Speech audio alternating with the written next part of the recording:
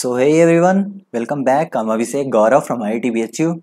तो गाइस, इस वीडियो में हम क्लास 6 के ज्योग्राफी के second chapter globe, latitude and longitude को डिस्कस करेंगे। अब बेसिकली मैं कोशिश करूंगा कि एक एक चीज़ को बता दूं शॉर्ट टाइम में ही। तो स्टार्ट करते हैं बिना टाइम वेस्ट किए हुए। अब यहाँ पे आपको एक फिगर दिख रहा होगा, ये ग्लोब है। अब ग्लोब होता क्या है? ग्लोब बेसिकली एक ट्रू मॉडल ऑफ अर्थ होता है, यानी अर्थ का एक ट्रू मॉडल होता है मिनिएचर फॉर्म में, यानी छोटे फॉर्म में। तो यहाँ पे अब आप दो चीज और भी देख रहे हो, नोटिस कर रहे होगे कि इस ग्लोब को दो पॉइंट, एक यहाँ पॉइंट और दूसरा यहाँ पॉइंट, इन दोनों पॉइंट से कनेक्ट किया गया है। बेसिकली अर्थ ऐसे किसी पॉइंट से कनेक्टेड नहीं है, बट मतलब यहाँ पे हमें सपोर्ट में रखना है इसे, तो इसे हम इस पॉइंट से कनेक्ट कर रहे हैं। तो इन दोनों पॉइंट्स को अगर ज्वाइन कर दें तो ये हमें एक एक्सिस मिलेगा, और इसी एक्सिस के अलॉन्ग अर्थ रोटेट करती है, मतलब अपने एक्सिस पे रोटेट करती है, स्पिन करती है एक तरह से कहे तो। अब ये जो पॉइंट है, एक ये वाला पॉइंट, तो एक ये जो पॉइंट है और दूसरा ये पॉइंट, इन दोनों पॉइंट्स को, इसे हम नॉर्थ पोल कहते हैं और इसे हम साउथ पोल कहते हैं, और बाकी ये अपना एक्सिस हो जाएगा। अब इसे टिल्टेड फॉर्म में इसलिए रखा गया क्योंकि ये अपने ऑर्बिटल प्लेन से जो भी, अगर मान ले यहाँ पे सन है, तो इनका ऑर्बिटल प्लेन, जो भी अर्थ का ऑर्बिटल प्लेन है, उससे वो 66.5 डिग्री टिल्टेड है। तो इसलिए भी ये मतलब इसे इस तरह से दिखाया गया है। अब बेसिकली हमने देख लिया यहाँ पे कि ये हो गया हमारा नॉर्थ पोल, ये हो गया साउथ पोल। अब हम एक इमेजिनरी लाइन से इसे दो बराबर हिस्से में, यानी इक्वल हाफ्स में डिवाइड करते हैं। किसको? अपने इस अर्थ को।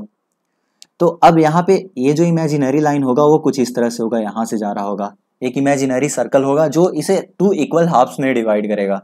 अब चूंकि ये स्फीयर है, तो इसे जो भी टू इक्वल हाफ्स यहाँ पे डिवाइड करने के बाद आएंगे उसे हम हेमिस्फीयर कहते हैं। और ये जो नॉर्थ साइड वाला होगा, यानी ऊपर का पोर्शन जो भी होगा, इसे हम नॉर्दर्न हेमिस्फीयर कहेंगे, और नीचे वाला पोर्शन जो भी होगा उसे हम साउदर्न हेमिस्फीयर कहेंगे। तो अगर बात करें तो अर्थ कुछ ऐसे टिल्टेड है, टिल्टेड एक्सिस पे रोटेट कर रही है। अब यहाँ हमने क्या किया, एक इक्वेटर ड्रॉ किया। इक्वेटर क्या होगा? जो इसे टू इक्वल हाफ्स में डिवाइड करेगा। ये नॉर्थ पोल है और ये साउथ पोल है, इसके अलॉन्ग मान लेते हैं ऐसे मूव कर रही है। तो ये नॉर्थ पोल है और ये साउथ पोल है, यहाँ पे इक्वेटर है। अब इक्वेटर इस अर्थ को टू इक्वल हाफ्स में डिवाइड कर रही है, एक नॉर्दर्न हेमिस्फीयर और दूसरा साउदर्न हेमिस्फीयर। तो आई होप इतना आपको क्लियर हो गया होगा। अब नेक्स्ट आगे बढ़ते हैं। अब हम क्या करते हैं कि जैसे अब अर्थ तो टिल्टेड एक्सिस में ही रोटेट कर रही है, बट हम यहाँ पे अभी अज्यूम करके चलते हैं कि ये एक्सिस है अर्थ का। मतलब आप इसे अदरवाइज मत लीजिएगा। हमें याद है, हमें ध्यान है कि ये जो है वो 23.5 डिग्री पे टिल्टेड होके ही रोटेट कर रही है, लेकिन अभी हम इसे ऐसे ले लेते हैं। तो एक तो हमारा ये हो गया यहाँ पे इक्वेटर। अब इस इक्वेटर के पैरेलली ही हम और भी सर्कल्स ड्रॉ करते हैं, लाइक एक ये सर्कल हो गया, दूसरा ये सर्कल हो गया, मतलब बहुत सारे सर्कल्स होते हैं, उसे हम ड्रॉ करते हैं। ये सर्कल हो गया, ये सर्कल हो गया। तो मतलब इस अर्थ को अलग अलग हिस्से में डिवाइड कर देते हैं, कहने का मतलब ये हुआ। और ये जो भी लाइंस आपको दिख रहे हैं, ये जो भी लाइंस हैं, ये तो अपना इक्वेटर हुआ। बाकी ये सारे जो भी लाइंस है उसे हम पैरेलल्स ऑफ लैटिट्यूड्स कहते हैं। ये पैरेलल्स ऑफ लैटिट्यूड हो जाएंगे। यहाँ पे नॉर्थ पोल, यहाँ पे साउथ पोल, और ये इक्वेटर हो गया। और इसे मेजर करते हैं हम एंगल में। अब एंगल में कैसे मेजर करेंगे वो एक बार देखते हैं, समझते हैं। तो लाइक अगर ये अर्थ है और ये एक्सिस है, इसे हम अगर इक्वेटर अज्यूम करें, तो इस पॉइंट को इक्वेटर के किसी भी पॉइंट से हम कनेक्ट करते हैं। अब हम इस पॉइंट का लैटिट्यूड फाइंड करना चाहें कि इसका लैटिट्यूड क्या होगा, तो हम क्या करेंगे, यहाँ से इसे भी ज्वाइन करेंगे, और इन दोनों के बीच में जो भी एंगल होगा, बाई चांस अभी मान लेते हैं कि ये 30 डिग्री का एंगल बना रहा है, तो इन दोनों के बीच का एंगल अगर 30 डिग्री है, तो इसे हम इस सर्कल पे जो भी सारे पॉइंट्स होंगे, सारे 30 डिग्री वाले लैटिट्यूड वाले ही होंगे, तो इस तरह से 30 डिग्री हो जाएगा। सिमिलरली अगर यहाँ पे कोई 60 डिग्री या फिर 60 डिग्री एंगल सबटेंड कर रहा है, तो ये जो भी पॉइंट होंगे, ये लैटिट्यूड इसका 60 डिग्री होगा। तो इस तरह से अगर हम नॉर्थ पोल की बात करें, तो नॉर्थ पोल यहाँ पे 90 डिग्री का एंगल सबटेंड करेगा, तो इसीलिए नॉर्थ पोल 90 डिग्री हो जाएगा। सिमिलरली साउथ पोल की बात करें तो साउथ पोल भी 90 डिग्री ही सबटेंड करेगा इससे, तो ये भी 90 डिग्री हो जाएगा। अब यहाँ पे एक चीज ये है, हमें ये बताना है, किसी भी पॉइंट का अगर लोकेशन बताना है तो हमें बताना होगा कि इस इक्वेटर से किस साइड में मौजूद है। तो अगर इधर साइड में मौजूद है तो इक्वेटर से नॉर्थ साइड में मौजूद है, और अगर इधर मौजूद है यानी इक्वेटर से साउथ में मौजूद है। तो अगर हम साउथ वाले किसी भी साउथ हेमिस्फीयर में, साउदर्न हेमिस्फीयर में अगर हम किसी भी पॉइंट को लेते हैं, तो हम एस सफिक्स ऐड करेंगे जो कि साउथ बताएगा, मतलब वो हमें इससे आइडिया लगेगा कि ये साउदर्न हेमिस्फीयर हो गया। और अगर नॉर्दर्न हेमिस्फीयर में अगर हमें बताना है तो हम एन सफिक्स लगाएंगे जिससे हमें आइडिया लगेगा कि ये नॉर्दर्न हेमिस्फीयर का हो गया। तो कि कुछ इस तरह से हम नॉर्दर्न हेमिस्फीयर और साउदर्न हेमिस्फीयर का ये डिसाइड करेंगे कि कितना लैटिट्यूड उसका होगा। अब हम आते हैं, आगे बढ़ते हैं। तो यहाँ पे आप देख रहे होगे जैसे ये इक्वेटर हो गया और यहाँ पे ये सारे जो भी हैं लैटिट्यूड हैं, ये भी सारे लैटिट्यूड हैं। तो यहाँ पे हम एक चीज़ ये देख रहे हैं कि ये सारे पैरेलल हैं आपस में।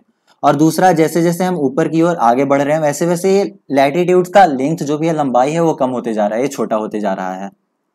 तो आप ये भी ध्यान रखो। और यहाँ पे जैसे ही नॉर्थ पोल पे हम आते हैं ये बिल्कुल पॉइंट ही हो गया, तो ये भी चीज़ हमें ध्यान रखना है। अब जैसे यहाँ पे आपको एक एग्जांपल दिया, महाराष्ट्र जो कि इंडिया में है और एक बेलो होरिजोंटे जो कि ब्राज़ील में है, साउथ अमेरिका में। तो इन दोनों का लैटिट्यूड की बात करें तो 20 डिग्री है।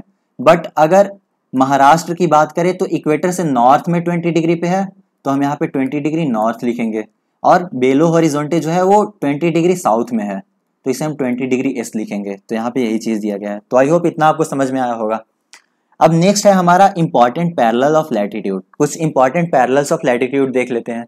अब ये बेसिकली उस पे बेस्ड है कि अर्थ जो है अपने एक्सिस पे 23.5 डिग्री टिल्टेड है, तो एक 23.5 डिग्री हो गया।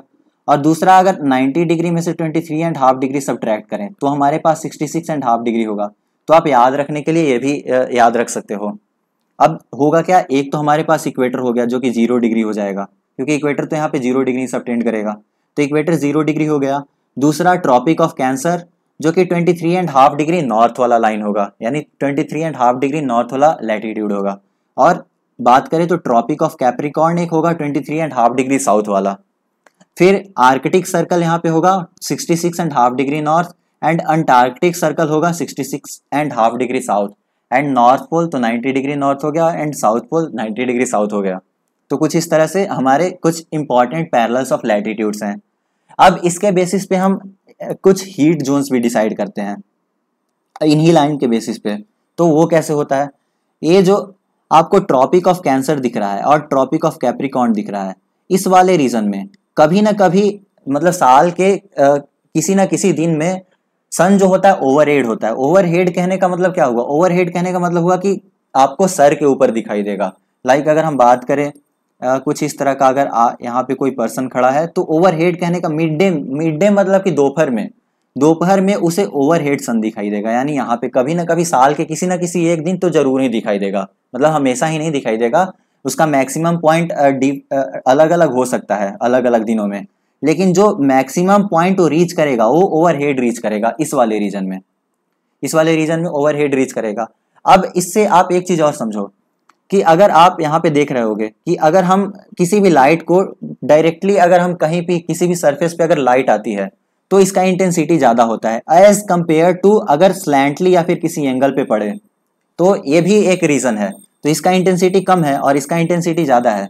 अब यहाँ पे इस वाले रीजन में सन ओवरहेड आ रहा है, यानी डायरेक्टली सनलाइट, मतलब कभी ना कभी तो सनलाइट डायरेक्टली जरूर ही आ रहा होगा, जिसके कारण ये मैक्सिमम हीट जो होता है यहाँ पे मैक्सिमम हीट इसे मिलता है, ये मैक्सिमम हीट रिसीव करता है, और इसलिए इसे टॉरिड जोन कहते हैं। यानी ये वाला जो रीजन है उसे टॉरिड जोन कहते हैं। बाकी अब कहीं भी जाएं तो जो सनलाइट होगा, सनरे होगा, वो हमेशा स्लैंटली ही आएगा, यानी किसी एंगल पे ही आएगा।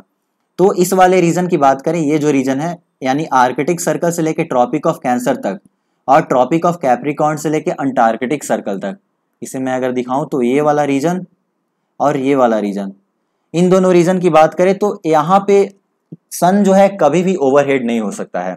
इसलिए ये जो है इसके कंपेरेटिवली मतलब थोड़ा कम यहाँ पे इस वाले रीजन में और इस वाले रीजन में इसके कंपेरेटिवली, यानी टॉरिड जोन के कंपेरेटिवली कम हीट रिसीव करते हैं, जिसके कारण होता क्या है कि ये इससे कूलर होता है और इसे हम टेम्परेट जोन कहते हैं, इसे भी हम टेम्परेट जोन कहते हैं। मतलब लेकिन यहाँ पे आप ध्यान दो, जैसे ये दोनों टेम्परेट जोन ही हुए, ये वाला भी टेम्परेट जोन है और ये वाला भी टेम्परेट जोन ही है, बट ये ऊपर वाला होगा इसे हम नॉर्थ टेम्परेट जोन कहेंगे जो कि ट्रॉपिक ऑफ कैंसर और आर्कटिक सर्कल के बीच में है, और नीचे वाले पोर्शन को हम साउथ टेम्परेट जोन कहेंगे जो कि Antarctic circle and tropic of Capricorn के बीच में है। तो इस तरह से टेम्परेट जोन हो गए।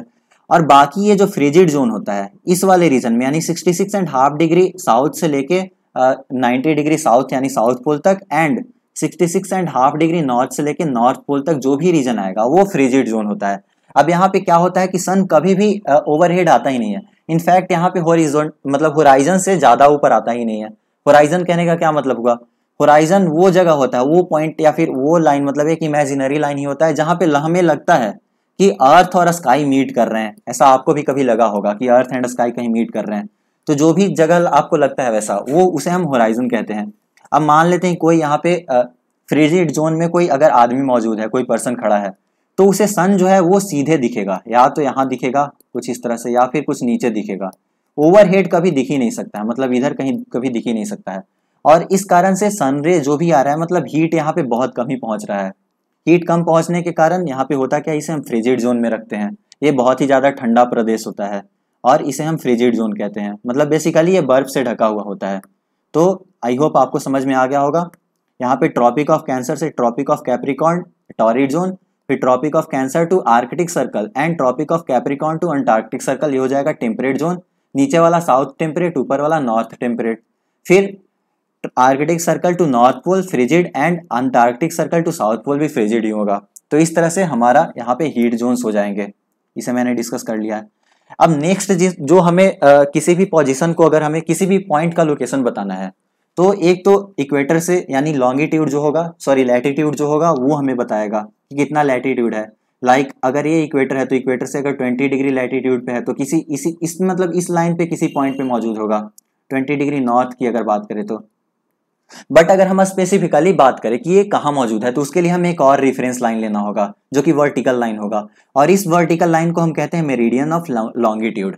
ये जो वर्टिकल लाइन होता है, तो ये वर्टिकल लाइन आपको यहाँ पे दिख रहा होगा, ये वर्टिकल लाइन जो कि नॉर्थ पोल से साउथ पोल के बीच कनेक्टेड है, तो ये वर्टिकल लाइन है। अब यहाँ पे बेसिकली हम इजीली किसी भी पॉइंट का लोकेशन फाइंड आउट कर सकते हैं। लाइक अगर यहाँ पे कोई पॉइंट है तो हम इस लाइन से बता सकते हैं कि इस लाइन से कितना डिस्टेंस पे है और इस लाइन से कितना डिस्टेंस पे है, और इसका लोकेशन इजीली बता सकते हैं।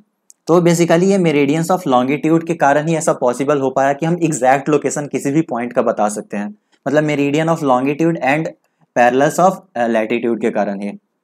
अब मैंने आपको जैसा बताया कि पैरेलल ऑफ लैटिट्यूड जो थे वो इक्वल नहीं थे, यानी उनका लेंथ डिफर कर रहा था। जैसे जैसे हम इक्वेटर से दूर जा रहे थे वैसे वैसे वो छोटा होते जा रहे थे, शॉर्ट होते जा रहे थे। बट इनका क्या है कि इनका लेंथ हमेशा ही सेम होगा। आप किसी भी पॉइंट को देख लो, यानी नॉर्थ पोल से साउथ पोल कनेक्ट करने वाला कोई भी लाइन जो होगा वो सेम ही होगा। अब अगर हम स्फीयर में देखें तो, और ये जैसे पैरेलल्स ऑफ लैटिट्यूड ये भी थे कि वो पैरेलल थे एक दूसरे के, बट ये कभी भी पैरेलल नहीं होंगे। मतलब ये यहाँ पे नॉर्थ पोल और साउथ पोल पे जाके एक दूसरे से मीट करेंगे, मीट करने वाले मेरिडियंस ऑफ लॉन्गिट्यूड। तो ये भी आप ध्यान रखें। इसका भी एंगल मेजर करेंगे कुछ इसी तरह से, यहाँ से मतलब कुछ थीटा एंगल पे गए, मतलब अगर ये इक्वेटर है तो यहाँ से मतलब एक रेफरेंस लाइन हम लेंगे, उससे कुछ एंगल पे जाके और वहां से ज्वाइन कर लेंगे। तो कुछ इस तरह से इसका एंगल मेजर किया जाता है। अब बेसिकली अगर हम बात करें तो जैसे अगर हमने इक्वेटर बनाया तो उसके लिए हमने दो रेफरेंस पॉइंट लिया था, north pole and south pole. But हम अगर लॉन्गिट्यूड की बात करें तो हमारे पास कोई रेफरेंस पॉइंट नहीं है। North pole and south pole तो हमने ले लिया था कि इस एक्सिस पे लाई कर रहे थे, जो भी एक्सिस के अलॉन्ग मतलब अर्थ रोटेट कर रहा है। बट ऐसा तो कोई एक्सिस है नहीं जिसके अलॉन्ग इधर से भी रोटेट कर रहा है, तो हम वैसा कोई रेफरेंस पॉइंट चूज नहीं कर सकते हैं। तो इसके लिए क्या किया उन्होंने, मतलब अलग अलग कंट्री, सारे कंट्रीज ने मिलके एक लाइन डिसाइड किया कि एक जगह से, यानी ग्रीनविच एक जगह है कहाँ, लंदन में, तो ग्रीनविच जहाँ पे ब्रिटिश रॉयल ऑब्जर्वेटरी लोकेटेड है, वहां से जो भी लाइन पास कर रहा होगा, जो भी लॉन्गिट्यूड मतलब जो भी लॉन्गिट्यूड पास कर रहा होगा उसे उन्होंने रेफरेंस ले लिया, जिसे प्राइम मेरिडियन भी कहा जाता है। उस मेरिडियन को उन्होंने रेफरेंस ले लिया और इसका वैल्यू उन्होंने मतलब इसे 0 डिग्री लॉन्गिट्यूड असाइन कर दिया। तो बेसिकली अब यहां से हो क्या गया कि इसे हमने रेफरेंस ले लिया है। तो अब अर्थ जो है वो देख, अब आप ये समझिए, जैसे ये अर्थ है, एक तो इक्वेटर ने इसे डिवाइड किया northern hemisphere and southern hemisphere में। दूसरा ये जो प्राइम मेरिडियन है वो इसे डिवाइड करेगा 2 इक्वल पार्ट्स में, इस बार भी 2 इक्वल पार्ट्स में डिवाइड करेगा। तो एक हो जाएगा अपने पास ईस्टर्न हेमिस्फीयर जो कि इधर मौजूद होगा, और एक होगा वेस्टर्न हेमिस्फीयर जो कि इधर मौजूद होगा इस वाले पोर्शन में। अब होगा क्या कि यहां से अगर हम बात करें तो इधर से भी हम 180 डिग्री तक मूव कर सकते हैं और इधर से भी 180 डिग्री तक मूव कर सकते हैं। तो लॉन्गिट्यूड जो होते हैं वो 180 डिग्री तक, यानी 0 डिग्री से 180 डिग्री तक वैल्यू असाइन कर सकते हैं लॉन्गिट्यूड में हम। और 180 degree west and 180 degree east वाला दोनों कोइंसाइड ही करेगा, क्योंकि हमने 360 पे पहुंच गया, मतलब हम लोग 360 पे पहुंच गए इधर, तो 360 वाला लाइन तो कॉमन ही होगा, इसीलिए 180 डिग्री वेस्ट वाला और 180 डिग्री ईस्ट वाला दोनों लाइन कॉमन ही होगा। तो यहाँ पे आप इसे भी ध्यान रखो। अब हम बात करें, यहाँ पे एक लोकेशन दिया हुआ है डुबरी का, जो कि असम में लोकेटेड है। इसका location 26 degree north and 90 degree east longitude दिया हुआ है। तो इसे हम कैसे, अब इससे हम डायरेक्टली फाइंड आउट कर सकते हैं कि हमारा जो भी ये पोजीशन है, लोकेशन कहाँ का होगा। लाइक जैसे बात करें, ये अर्थ हो गया, यहाँ से ये इक्वेटर हो गया 0 डिग्री वाला, और ये प्राइम मेरिडियन हो गया, ये भी 0 डिग्री ही है, 0 डिग्री लॉन्गिट्यूड है, 0 डिग्री लैटिट्यूड। तो यहाँ से 26 डिग्री नॉर्थ, यानी नॉर्थ इधर की तरफ, और 26 डिग्री कुछ इस वाले लाइन पे मौजूद होगा। और इसमें 90 डिग्री ईस्ट, तो 90 डिग्री ईस्ट, ईस्ट इधर के साइड में, तो 90 डिग्री ईस्ट कहीं इस वाले पॉइंट पे मौजूद होगा, यानी ये फाइनल पोजीशन, फाइनल लोकेशन ये होगा डुबरी का। अगर हम बात करें, इसे 0 डिग्री लिया हमने, तो डुबरी का ये लोकेशन हो जाएगा। इस तरह से हम किसी भी लोकेशन का हम एग्जैक्ट वैल्यू फाइंड आउट कर सकते हैं। अब ये जो अगर हम कंबाइंड इमेज जो बनता है, लॉन्गिट्यूड और लैटिट्यूड को अगर हम कंबाइन कर दे, तो जो बनेगा उसे हम ग्रिड कहते हैं। लाइक यहाँ पे आप देख रहे हो, यह है लॉन्गिट्यूड, ये भी लॉन्गिट्यूड, ये भी लॉन्गिट्यूड, और ये सारे लैटिट्यूड लैटिट्यूड लैटिट्यूड। तो ये जो फिगर बन रहा है, ये फिगर हम जो ऑब्टेन कर रहे हैं, इसे हम ग्रिड कहते हैं। और इस ग्रिड के बदौलत ही हम किसी भी पॉइंट का लोकेशन फाइंड आउट करते हैं। लाइक अगर कोई यहाँ पे मौजूद है किसी भी चीज़ का, जैसे 30 डिग्री वेस्ट है, तो अगर यहाँ पे कोई मौजूद होगा किसी भी पॉइंट, कोई सा भी लोकेशन अगर यहाँ पे है, तो उसका अगर हम लोकेशन फाइंड आउट करें तो ये हो जाएगा 0 डिग्री, यानी इक्वेटर पे है, प्लस 30 डिग्री वेस्ट। तो इस तरह से हम इसका लोकेशन बता सकते हैं। तो आई होप आपको ये समझ में आ गया होगा लैटिट्यूड एंड लॉन्गिट्यूड। तो लैटिट्यूड होते हैं बेसिकली हॉरिजॉन्टल लाइन होते हैं, और लॉन्गिट्यूड वर्टिकल लाइन होते हैं। तो अब नेक्स्ट आते हैं हम टाइम, यानी लॉन्गिट्यूड एंड टाइम वाले टॉपिक पे आते हैं। तो बेसिकली जो बेस्ट मीन है, यानी हम जो सबसे अच्छे तरीके से मेजर कर सकते हैं किसी भी जगह के टाइम को, वो है वहाँ के नेचुरल, यानी अर्थ, मून और प्लैनेट्स के मूवमेंट को देख के। लाइक सन जो होता है वो रेगुलरली सुबह सुबह राइज करता है, और हर दिन शाम में मतलब सेट करता है, यानी ढलता भी है, और ये नेचुरल प्रोसेस है। तो इस तरह से ये बेस्ट टाइम कीपर होता है वर्ल्ड के लिए। लोकल टाइम अगर हम किसी भी जगह का जानना चाहे, तो लोकल टाइम एक तरह से हम ऐसे भी पता कर सकते हैं कि नून यानी दोपहर में आपको शैडो सबसे छोटा मिलेगा। लाइक अगर यहाँ पे कोई पर्सन मौजूद है, तो दोपहर में हमने देखा कि सन अपने हाईएस्ट पॉइंट पे होता है, तो हाईएस्ट पॉइंट पे होगा तो शैडो इतना ही लंबा बनेगा, ये वाला पोर्शन। लेकिन अगर जब सन सेट कर रहा होगा या फिर राइज कर रहा होगा, तो उस केस में यहाँ पे होगा। तो इस केस में अगर हम बात करें, यहाँ कहीं होगा, तो यहाँ से शैडो थोड़ा लंबा बन जाएगा। तो इस तरह से भी हम डिसाइड कर सकते हैं कि टाइम कितना है। तो नून में यानी दोपहर में सबसे छोटा शैडो बनेगा अपना, जब हाईएस्ट पॉइंट पे होगा। तो इस तरह से हम मैच भी कर सकते हैं, 12 बज जब भी सबसे छोटा शैडो बनेगा उस टाइम 12 बज रहा होगा। तो एक तो ये हो गया।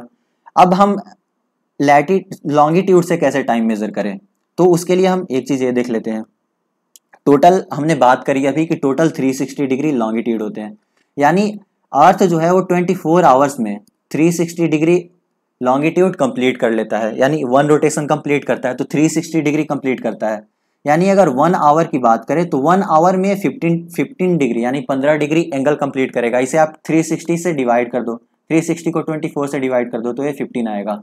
तो 1 घंटा में 15 डिग्री एंगल कंप्लीट कर रहा है। यानी हम 1 डिग्री की बात करें, तो 1 डिग्री में ये जो होगा, अब 15 डिग्री मतलब 60 मिनट, तो 1 डिग्री मतलब 4 मिनट्स। तो 1 डिग्री ट्रेवल करने में, 1 डिग्री ट्रांवर्स करने में, 1 डिग्री चलने में इसे अर्थ को 4 मिनट लगेगा। तो इस तरह से हम 1 डिग्री में 4 मिनट डिसाइड कर सकते हैं। अब इसके लिए आप एग्जांपल समझो। अगर ग्रीनविच पे, जो कि हमने प्राइम मेरिडियन लिया, वहां पे 0 डिग्री है, उसे ही टाइम जोन के लिए सिलेक्ट किया गया है। तो वहां का टाइम अगर वहां पे 12 बज रहे हैं, दोपहर के 12 बज रहे हैं, तो अगर हम 15 डिग्री ईस्ट में जाए, तो वहां पे कितना टाइम हो रहा होगा, 15 गुणा 4 यानी 60 मिनट गुजर चुके होंगे। तो 60 मिनट मतलब 1 आवर। तो या तो 1 आवर ज्यादा होगा या तो 1 आवर कम होगा। अब ये कैसे डिसाइड करें कि 1 आवर ज्यादा होगा या 1 आवर कम होगा, तो ये डिसाइड हम करते हैं अर्थ के रोटेशन पे। अर्थ जो होता है वो वेस्ट टू ईस्ट रोटेट करता है।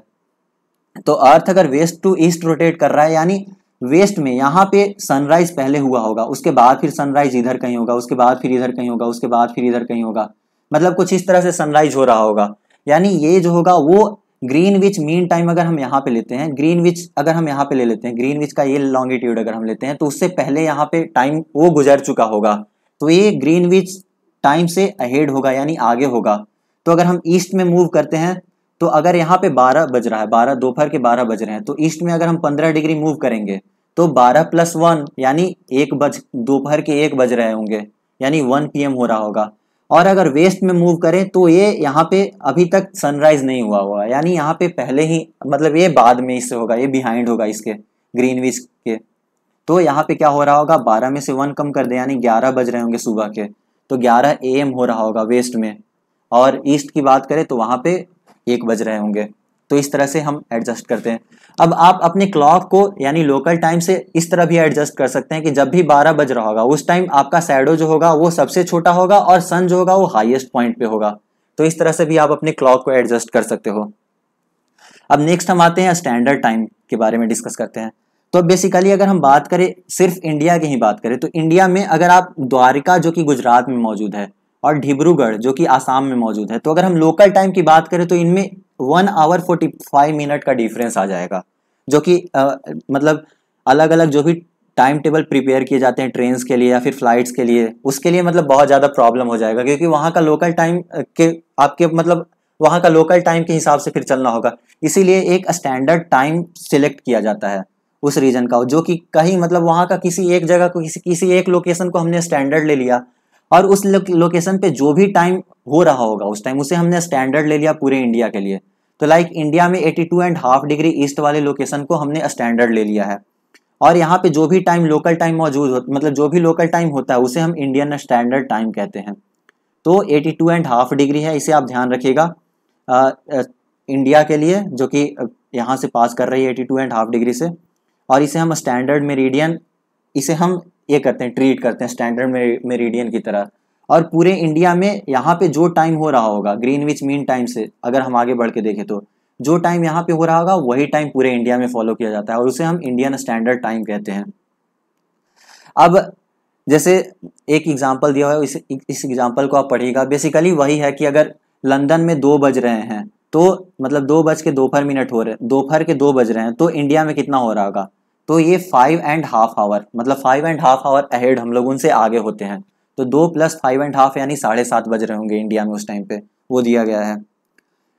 अब एक चीज़ और है कि जैसे हमारे इंडिया के लिए तो हमने एक ही स्टैंडर्ड मेरिडियन सेलेक्ट किया है, लेकिन किसी किसी कंट्री के लिए अलग मतलब बहुत सारे स्टैंडर्ड मेरिडियन भी हो सकते हैं। लाइक इन्होंने रसिया की बात करी, रसिया में 11 स्टैंडर्ड मेरिडियन है। क्यों? क्योंकि वो बहुत बड़ा कंट्री है रसिया, तो रसिया में 11 स्टैंडर्ड मेरिडियन है।